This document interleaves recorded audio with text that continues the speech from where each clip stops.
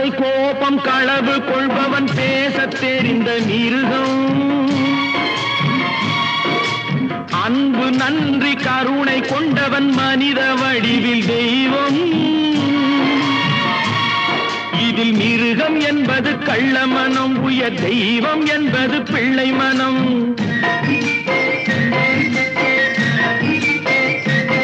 இந்த 6 கட்டளை அறிந்த மனது ஆண்டவன் வாழும் வெள்ளை மனம், ஆண்டவன் வாழும் வெள்ளை மனம். 6 மனமே 6, அந்த ஆண்டவன் கட்டளை 6. தேர்ந்து மனிதன் வாழும் வகைக்கு தெய்வத்தின் கட்டளை 6, தெய்வத்தின் கட்டளை 6. 6 மனமே 6, அந்த ஆண்டவன் கட்டளை 6.